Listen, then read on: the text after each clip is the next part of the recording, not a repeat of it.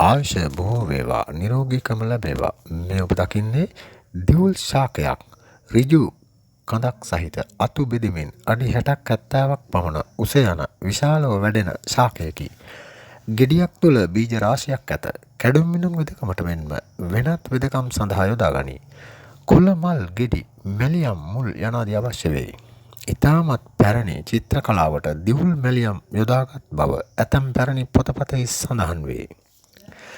දිවුල් ගෙඩි හොඳට පැසි ඉදුණ විට කැල්සියම් බහුලව ඇත අස්ථි රෝගී තත්වයන්ට ඉතා ගුණදායකය. මත්ද්‍රව්‍ය වලට ඇබ්බැහි වූ උදවියට දිවුල් කොළ කොටා යුෂ රැගෙන කොළ කැඳ මෙන් සාදා දෙයි. මීයා නැමැති සතා ගැහැණු සතා සමග සංසර්ගයේ යෙදීමෙන් පසු ශුක්‍රාණු මීයාගේ මුඛයෙහි තැවරී තිබුණහොත් මිනිසෙකුගේ සපා කෑ විට සුදු කබර රෝගයෙන් ආරක්ෂා වීම සඳහා දිවුල් කොළ කොටා කැඳ සාදා දෙන බව පැරණි පුස්කොළ පොත්වල සඳහන් වෙනවා.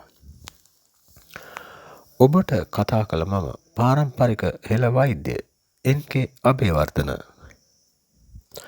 වීඩියෝව හොඳයයි සිතේ නම් සබ්ස්ක්‍රයිබ් කරන්න. තව කෙනෙකුට නැරඹීම සඳහා ෂෙයා කරන්න.